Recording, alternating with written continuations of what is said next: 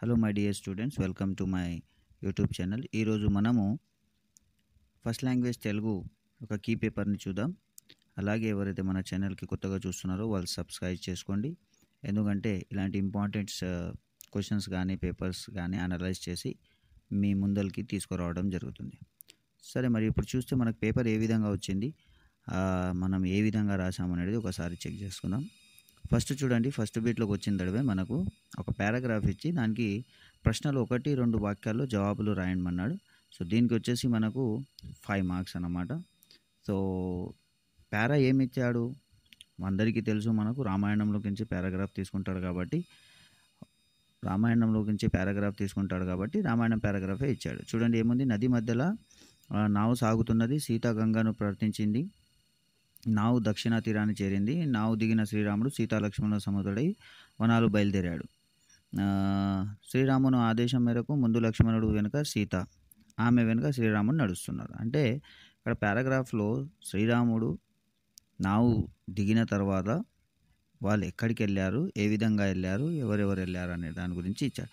So మన question చూసుకుంటే first క్వశ్చన్కి వచ్చేసి చూడండి, వనాలకు బయలుదేరిన ఏమిచ్చాడు మన క్వశ్చన్ ఇక్కడ, వనాలకు బయలుదేరిన సీతారామ లక్ష్మణులు ఎలా నడుస్తున్నారు అని ఇచ్చాడు. అంటే వీళ్ళు ఏ విధంగా నడుస్తున్నారు అనే కాన్సెప్ట్తో మనకు ఒక క్వశ్చన్ని ఇచ్చేశాడు.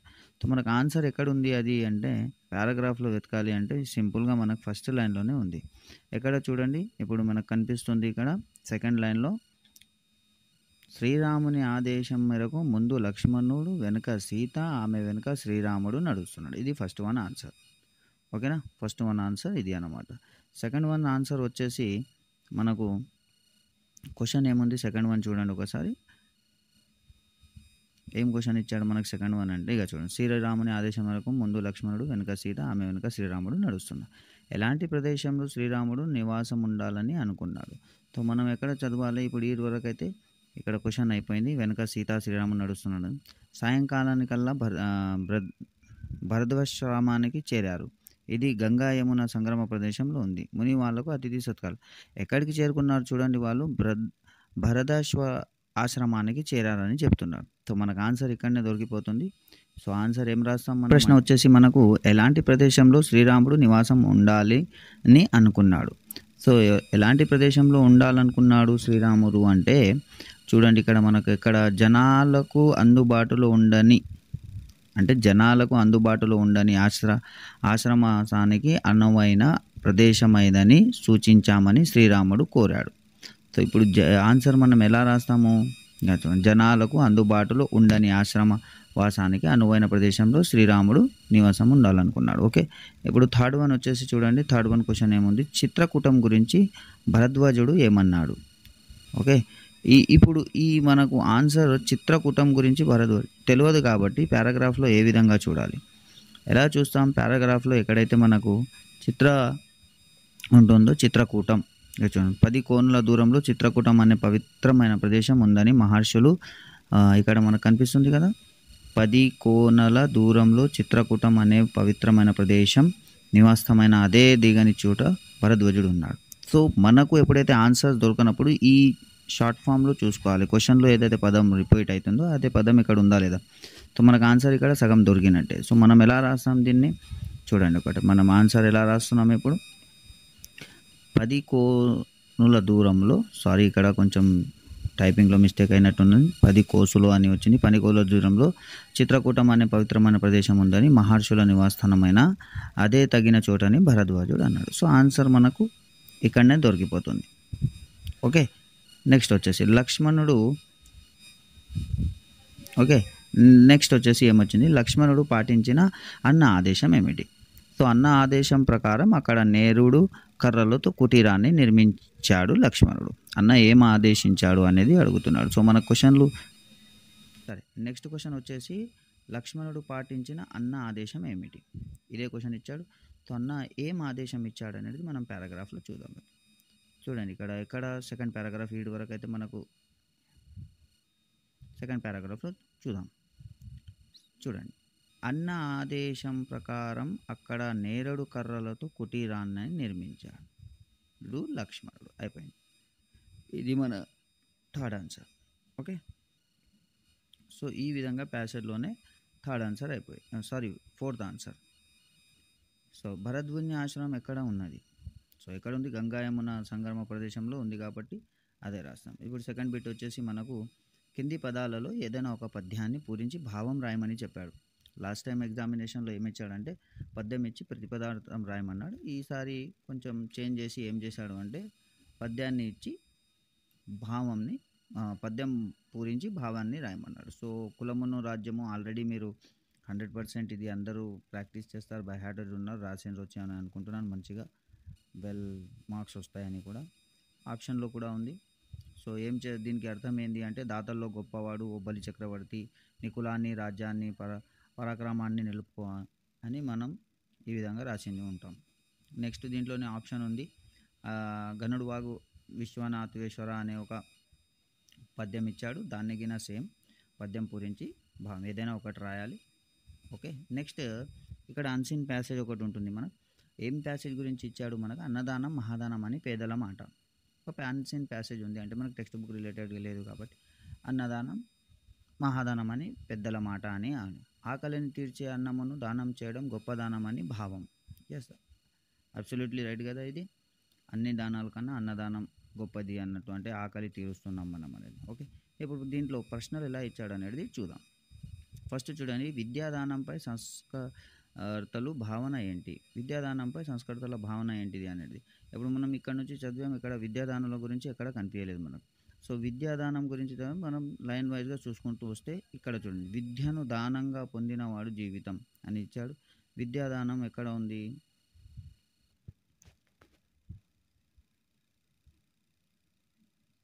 ఓకే. ఇప్పుడు చూడండి సెకండ్ పారాగ్రాఫ్ ఇస్తే మనకు అన్నదానం ఇదే సెకండ్ పారాగ్రాఫ్. ఇప్పుడు చూడండి ఇక్కడ మనకు సెకండ్ పారాగ్రాఫ్ 10 మార్కులు ఉంటాయి. దీంట్లో కింద క్వశ్చన్స్ ఇచ్చాడు మనకు. అన్నదానం మహాదానం అని పెద్దల మాట అనే ఒక ప్యాసేజ్ ఇచ్చాడు. ఈ అన్సీన్ ప్యాసేజ్ మనకు టెక్స్ట్ బుక్ రిలేటెడ్ ఉండదు. సో మనం ప్యాసేజ్ చదివి ఆన్సర్లు ఈజీగా చేయొచ్చు అని అనుకుంటున్నాం. మీరు చేసి ఉండొచ్చు 100%. ఇది కింద చాలా ఈజీ. ఇప్పుడు క్వశ్చన్స్ ఏమి ఇచ్చాడు ఒకసారి అబ్జర్వ్ చేయండి. ఇక్కడ విద్యాదానంపై సంఘ సంస్కర్తలు భావన ఏంటి? సంఘ సంస్కర్తల ఒక భావన అంటే సంఘ సంస్కృతుల భావన ఏంటి అంటే ఇక్కడ చూడండి, సంఘ సంస్కర్తలు నాటి కాలంలో అనేక పాఠశాలలు కళాశాల విశ్వవిద్యాలయాలు స్థాపించి తక్కువ ఖర్చుతో ఉచితంగా విద్యను అందించారు. సో ఏం చేసాం? విద్యాదానం అన్నదానం కన్నా గొప్పది, అది జీవితాంతం తృప్తినిస్తుందని సంఘకారతులు భావిస్తున్నారు. ఇక్కడ చూడండి, ఒక పూట తృప్తినిచ్చే అన్నదానం కన్నా జీవితం అంతా తృప్తినిచ్చే విద్యాదానం మిన్నా అని భావించి ఉదాహరణగా కలిగిన వ్యక్తులు. ఇక్కడ వ్యక్తుల పేర్లు మనకు మెన్షన్ చేసి ఇచ్చేశారు. ఎవరెవరు వ్యక్తులు ఈ విధంగా అనుకుంటున్నాం. ఒక పూట తృప్తినిచ్చే అన్నదానం కన్నా జీవితాంతం తృప్తినిచ్చే విద్యాదానం మిన్నా అని భావించిన ఉదాహరణగులం కలిగిన వ్యక్తులు ఎవరెవరు ఉన్నారు అంటే ఉపకారశీలులు ఉన్నారు, సంఘ సంస్కర్తలు ఉన్నాడు. మన క్వశ్చన్లో ఏం అడిగాడు? అదే అడిగాడు, సంఘ సంస్కర్తలు. సో ఇది రాసేస్తాం ఈజీగా, ఆన్సర్ దీనికి మనం రాసేస్తాం. ఓకే. నెక్స్ట్ వచ్చేసి సెకండ్ క్వశ్చన్ ఏముంది? ఉపకారశీలురు చేసిన గొప్ప పని ఏమిటి? ఏం చేశారు వాళ్ళు? పాఠశాలలు కళాశాలలు విశ్వవిద్యాలయాలు స్థాపించి తక్కువ ఖర్చులతో, ఇక్కడనే ఉంది విశ్వవిద్యాలయాలు. నాటి కాలంలో అనేక పాఠశాల కళాశాలలు అంటే ఇక్కడ 3 పేర్లు ఇచ్చాడు. ఉపకారశీలురు, సంఘ సంస్కర్తలు ఇద్దరు ఇచ్చారు కాబట్టి మనం సంఘ సంస్కర్తలు ఆన్సర్ అయిపోయింది. సో ఇక్కడ తీసుకుంటాం. ఉపకారశీలురు ఏ నాటి కాలంలో అనేక పాఠశాలలు కళాశాలలు విద్యాశాలను స్థాపించి తక్కువ ఖర్చుతో లేదా ఉచితంగా విద్యను అందించారు. సో ఇది ఒక పాయింట్స్ని మనం రాసుకోవచ్చు 8th క్వశ్చన్కి ఆన్సర్. నెక్స్ట్ క్వశ్చన్కి వచ్చేసి మనకు చూడండి, ఇక్కడ మనకు 9th క్వశ్చన్ వచ్చేసి అన్నదానం వల్ల కలిగే లాభం ఎంతసేపు ఉంటుంది? అన్నదానం వల్ల కలిగే లాభం కొద్దిసేపు మాత్రమే ఉంటుంది. అది ఎక్కడ ఉంది చూడండి, మనకు ఫస్ట్ లైన్లోనే క్వశ్చన్లో ఫస్ట్ లైన్లోనే ఉంది. అన్నదానం మహాదానం అనే ఆకలిని తీర్చి అన్నం ఉన్న దానం చేయడం గొప్పదమని దాని భావం. అయితే అన్నదానాన్ని మించిన విశిష్టమైన దానం మరొకటి ఉన్నది, అదే విద్యాదానం. ఎందుకంటే అన్నమును దానంగా పొందినవాడు కొద్దిసేపు మాత్రమే తృప్తిని పొందుతాడు. ఇక్కడనే ఇచ్చాడు కదా మనం, పొందినవాడు కొద్దిసేపు మాత్రమే తృప్తిని పొందుతాడు. అంటే ఆకలి తీర్చినంత వరకే, కడుపులో అన్నం ఉన్నంత వరకే. కానీ చదువు ఉంటే జీవితాంతం మనకు రుణపడి ఉంటాడని దీనికి అర్థం అన్నమాట. ఓకే. సో ఫస్ట్ 9th 1కి ఆన్సర్ ఎలా రాస్తాం? అన్నదానం వల్ల కలిగే లాభం కొద్దిసేపు మాత్రమే ఉంటుంది అని రాస్తాం. నెక్స్ట్ ఇక్కడ చూడండి మనకు 10th క్వెషన్‌కి వచ్చేసి విద్యాదానం యొక్క ప్రశ్నాస్త్రాన్ని కవులు ఏమని పొగిడారు అంటే, మనం ఇలా రాత్రం నిత్యము, నిశ్చలమైనము అని విద్యాదానం ఒకటి, జగతి అని కవులు విద్యాదానాన్ని పొగిడారు. ఈ క్వెషన్‌కి మనకు చూడండి పారాగ్రాఫ్‌లో ఎక్కడ ఉంది అంటే లాస్ట్‌లో కవులు ఎక్కడ మర్చిపోతాడు తనకు ఇక్కడ చూడండి. మనకు ఆన్సర్ ఇక్కడనే దొరుకుతుంది. ఇతరులకు వంచి పెట్టే స్థాయికి చేరుతాడు. అందుకే నిత్యము, వినిర్మలము అని ఇక్కడ మనకు ఉంది. సో, ఆన్సర్ ఇక్కడి నుంచి స్టార్ట్ అవుతుందన్నమాట మనకు. ఇక్కడి నుంచి సారీ లాస్ట్ క్వెషన్‌కి ఆన్సర్ చూడండి ఒకసారి. నిత్యము అని నిశ్చలము ఉపంజనం విద్యా జగతి అంటూ ఇది అనొచ్చు. సో, లాస్ట్ వన్ ఆన్సర్ మనకేమొస్తుంది విద్య యొక్క ప్రశ్న లాస్ట్ వన్ ఆన్సర్‌ని ఒకసారి చెక్ సారీ నెక్స్ట్ వచ్చేసి మనం విద్యాదానం యొక్క ప్రశ్నాస్త్ర కవులని ఏమని పొగిడారు అనే క్వెషన్ ఉంది 10th క్వెషన్. దానికి ఆన్సర్ నిత్యము, నిశ్చలము, యుపుచుండు, విద్యాదానం ఒకటి జగతి అనే కవులు విద్యాదాన్ని పొగిడారు అని మనకు పారాగ్రాఫ్‌లో లాస్ట్‌లో ఇచ్చాడు. సో, పై పారాకు ఒక సరైన శీర్షికని రాయండి అంటున్నాడు 11th వన్. సో, దానికి సరైన శీర్షిక మీరు విద్యాదానం యొక్క గొప్పతనం అని పెట్టుకోవచ్చు. లేదంటే విద్యాదానం అన్ని దానాల కన్నా గొప్పది అని ఏదైనా ఒక శీర్షికని పెట్టుకోండి. అంటే టైటిల్ శీర్షికని అంటే టైటిల్ పెట్టుకోవడం మనం. సో, నెక్స్ట్ ఫార్వర్డ్ అయిదాం మనం. నెక్స్ట్ సో, నెక్స్ట్ బిట్ తీసుకుంటే మనకు 40 మార్క్స్. దీంట్లో మనకు 5 క్వెషన్స్ ఇస్తాడు. 6 వాక్యాల్లో జవాబులు రాయాలి. సో, ఆల్రెడీ మీరు రాశారు. జీవన భాష్యం పాఠం రాసిన కవి గురించి తెలపండి అని ఒక ప్రశ్న వచ్చింది. మేము ఇచ్చిన ఇంపార్టెంట్ క్వెషన్‌లో ఏముంది అంటే సీనారే కవి పరిచయం రాయండి అంటే సి. నారాయణ రెడ్డి కవి పరిచయం రాయండి అని ఇచ్చాం. సో, ఇది మనకు 100% మన ఇంపార్టెంట్ క్వెషన్స్‌లో టచ్ అయింది. సో, మీరు ఛానల్‌ని సబ్స్క్రైబ్ చేసుకొని బెల్ ఐకాన్ని ప్రెస్ చేస్తే మీకు నోటిఫికేషన్ ద్వారా మేము అప్లోడ్ చేస్తున్న ఇంపార్టెంట్ క్వెషన్స్ అన్నీ టైమ్ టు టైమ్ మీకు రీచ్ అవుతాయి. We hope only for you get good marks in your examination. మంచి మార్క్స్‌లతో పాస్ కావాలనే ఒకే ఉద్దేశంతోనే ఇవ్వడం జరుగుతుంది. ఇన్ కేస్ కొన్ని రాకపోవచ్చు ఎగ్జామినేషన్స్‌లో, but we are trying our best. So, please cooperate it. చూడండి ఇప్పుడు నెక్స్ట్ దీంట్లో క్వెషన్ ఏమిచ్చాడు మనకు అంటే తెలంగాణ నేలలో ఎంత బలం ఉన్నది అని దాశరథి అనడానికి కారణం ఏంటిది? మనం తెలంగాణ నేలలో ఈ క్వెషన్‌కి ఏందని మనం ఓన్‌గా రాయొచ్చు. ఎలా అంటే ఇప్పుడు ఈ టైటిల్‌ని ఇక్కడ నుంచి తీసుకుందాం మనం.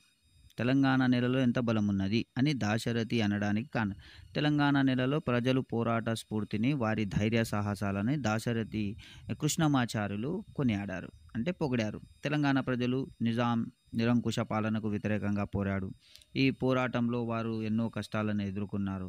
అయినా వారు తమ లక్ష్యాన్ని విడిచిపెట్టలేదు అని సొంతంగా మనం రాసిన మనకు మార్క్స్ అనేటివి వచ్చేస్తాయి. ఓకే.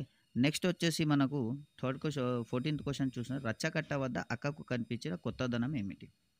అంటే ఆమెకు కొత్తగా ఏం కనిపించింది అక్కడ అక్కకి అని ప్రశ్న అడిగాడు. సో, మీరు దీనికిన ఓన్‌గా రాయొచ్చు. ఏమేమి ఉంటాయి గ్రామీణ జీవనం, పాత తరం పోయి కొత్తగా అనుభవాలు, జ్ఞానాన్ని పంచుకుంటూ కనిపించారు.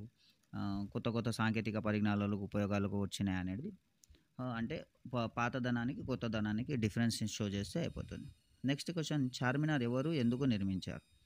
జనరల్ క్వెషన్ అండి. చార్మినార్ ఎవరు నిర్మించారు మనకు తెలుసు ఆల్రెడీ అందరికీ. ఇది హైదరాబాద్లో నగరంలోనే ఉంది కాబట్టి ఎలా రాస్తాం చార్మినార్ కుతుబ్షాహీ వంశానికి చెందిన ఇంత రాకపోయినా గిన చార్మినార్ను కుతుబ్షాహీ చెందిన వంశానికి చెందిన రాయకపోయినా పర్వాలేదు. చార్మినార్ను మొహమ్మద్ కులీ కుతుబ్ షా నిర్మించారు. ఆ సమయంలో హైదరాబాద్లో ప్లేగు వ్యాధి వ్యాపించింది. ఆ వ్యాధి నుండి ప్రజలను రక్షించినందుకు గుర్తుగా చార్మినార్ను నిర్మించారు. చార్మినార్ హైదరాబాద్ నగరానికి చిహ్నంగా నిలిచింది. ఇది భారతదేశం ముఖ్య చారిత్రక కట్టడాల్లో ఒకటి. అందరికీ తెలిసిన విషయమే ఇది. ఓకే. నెక్స్ట్ వచ్చేసి ఆ బిట్లో చూసుకుంటే మనకు ఇక్కడ కింది ప్రశ్నలకు 10 నుండి 12 వాక్యాలు జవాబు రాయాల్సి ఉంటుంది. అంటే 7 మార్క్స్ క్వెషన్స్ అంటే దీంట్లో మనకు ఆప్షన్స్ ఉంటాయి. ఓకే. మీకు ఒక ఆప్షన్ ఉంటుంది. అది రాకపోతే ఇది రాస్తున్నారు కాబట్టి ఆల్రెడీ శతక పద్యాలు మన ప్రవర్తన చక్కదిద్దుతాయి అనే అంశాన్ని సమర్థిస్తూ రాయండి. శతక పద్యాలు నీతిని, ధర్మాన్ని బోధిస్తాయి. ఇది పాయింట్ వైజ్‌గా మీరు రాసిండొచ్చు అని అనుకుంటున్నాను. దీంట్లో మహా అయితే 10 పాయింట్లు ఎక్స్‌చేంజెస్‌లో రాస్తే కూడా మీకు నడిసిపోతుంది. చూడండి, ధర్మాన్ని బోధిస్తాయి. అవి మనిషిని మంచి మార్గంలో నడిపిస్తాయి. శతక పద్యాలు సమాజంలో రోగాత్మ ఎత్తి చూపుతాయి. ఇలా రాసి కొన్ని పాయింట్స్ ఇక్కడ శతక పద్యాలు చదివినప్పుడు మనసు ప్రశాంతంగా ఉంటుంది. శతక పద్యాలు మనిషిని జ్ఞానాన్ని, వివేకాన్ని పెంచుతాయి. శతక పద్యాలు మనిషిని మంచి వ్యక్తిని తీర్చిదిద్దుతాయి అని ఈ విధంగా రాస్తే సరిపోతుంది. నెక్స్ట్ దీంట్లో ఆప్షన్ ఉంది ముందుకు. వ్యాసుని భిక్షాటన వృత్తాంతం మీ సొంత మాటల్లో రాయండి. వ్యాసుడు ఏ విధంగా భిక్షాటన చేశాడు, ఎలా చేయాల్సిన పరిస్థితులు ఏంటిది అనేది సొంత మాటల్లో రాయమన్నాడు.